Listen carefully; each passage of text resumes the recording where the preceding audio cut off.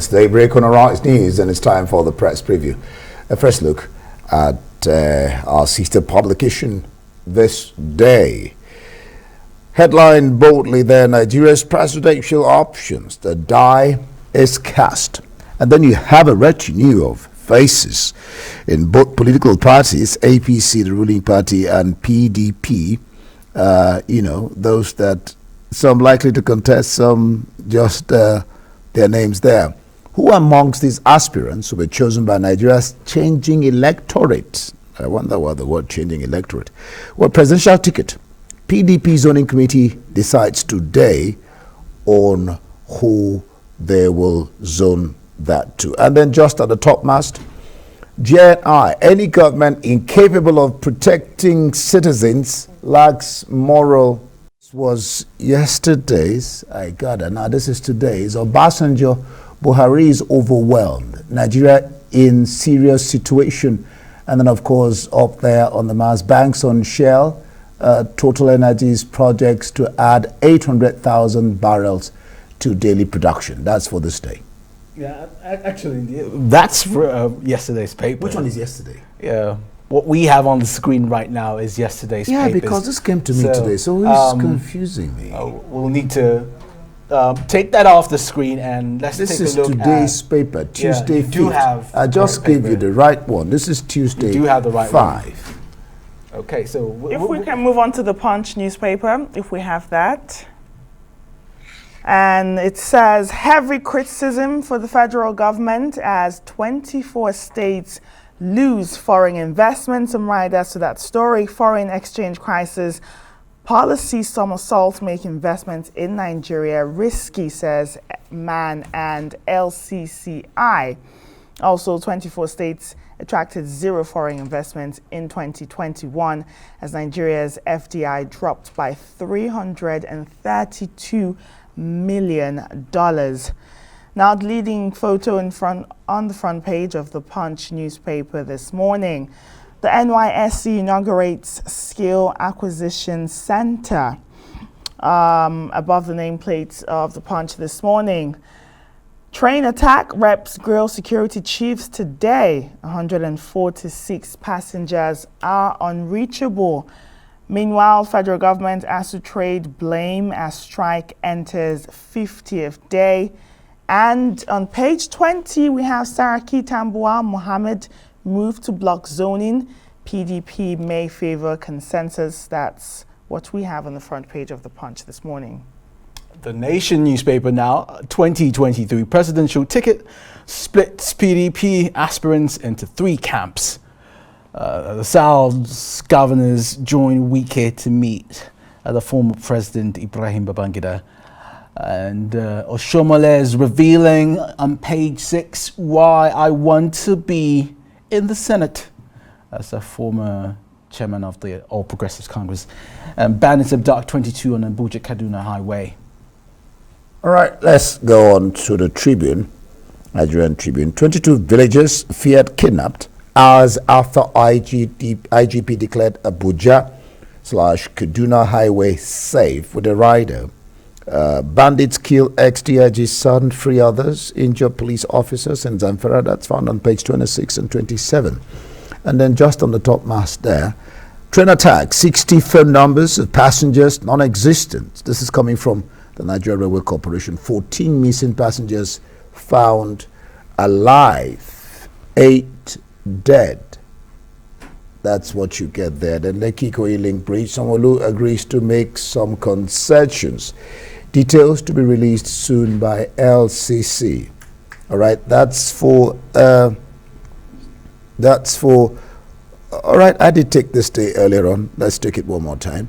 All right, that's this day. Let's just start with the headlines. Nigeria's presidential options, the die is cast. Who amongst these aspirants were chosen by Nigeria's changing electorate? You see their faces on Mechi Atiku Bello, who just declared his intention. Some of them have not declared here. And then just below the names, presidential ticket, PDP zoning committee decides today. We'll watch out for that. Then on topmost, JNR, any government incapable of protecting citizens lacks moral justification to be in power.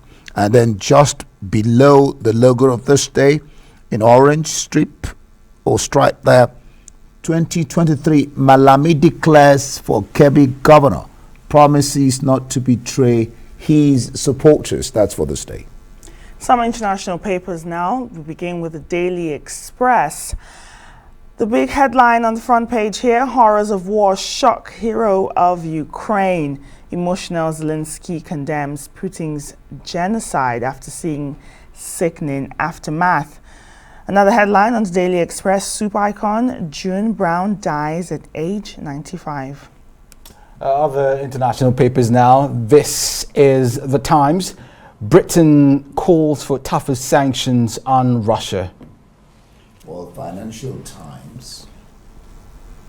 France seeks ban on Russian coal and oil as US urges war crime trial. That's for the Financial Times. And for the press preview, let's bring in Emmanuel Bello, who joins us now from our offsite studio. Emmanuel, good morning. Thanks for joining us this morning. Let's start with this day newspaper.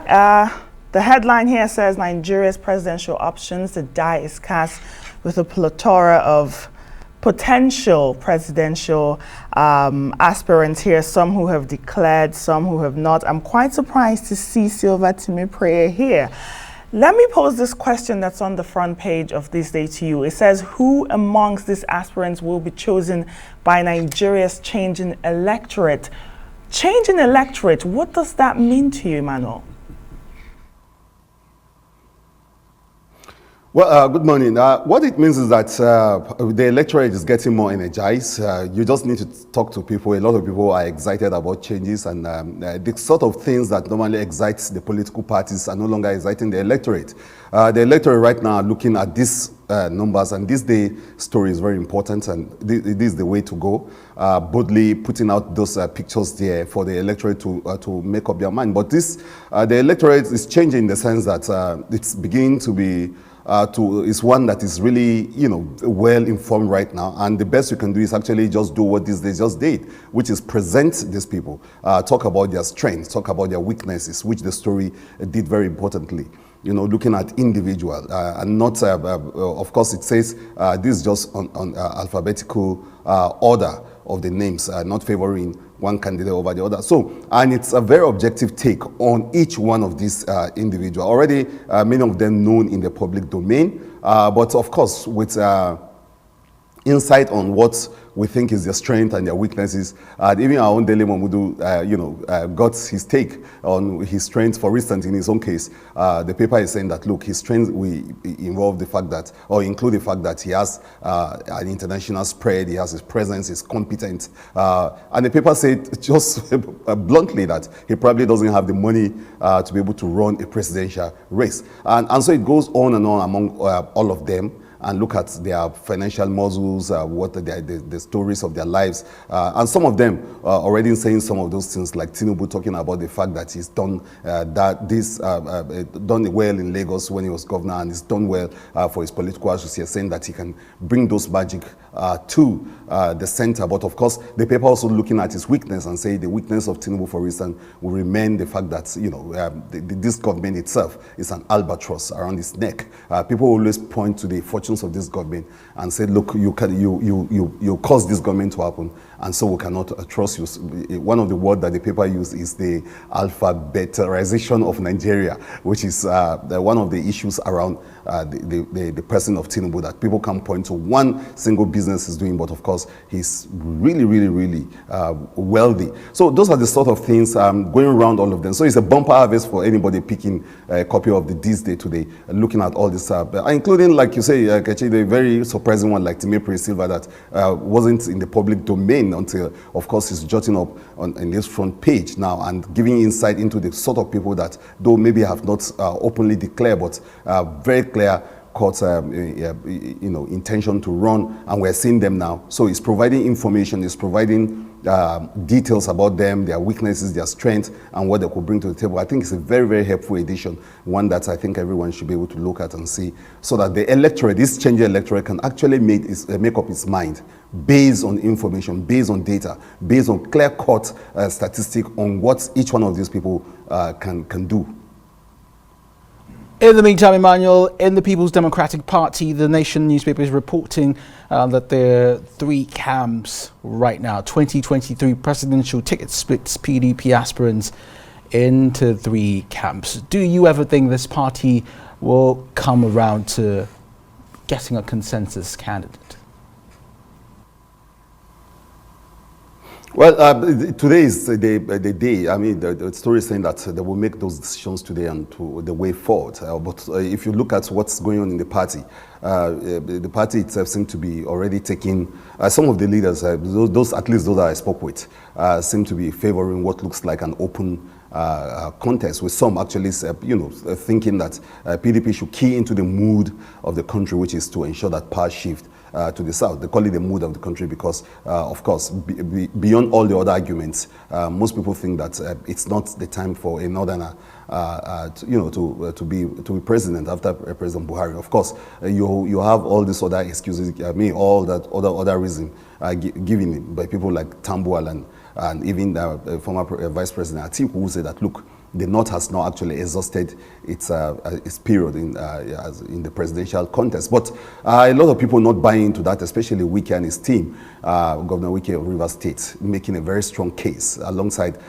So when you talk about these camps, it's just about the crisis of zoning itself, and it's an argument that has been there. In fact, now there's a group actually also favoring that, look, why not just open this thing up so that we can just get the best, considering what we are. But a lot of other people making arguments that, look, PDP can't just win elections if it's a southern candidate. It must, the path to presidential villa must pass through the north. That's the position of Tambuwal and Atiku and the others that think that a northern candidate is the only way to go for the party, considering that it's in the opposition. But they meet today and they decide on that now. Whether that is going to make or mar their party is something that we should stay on and look.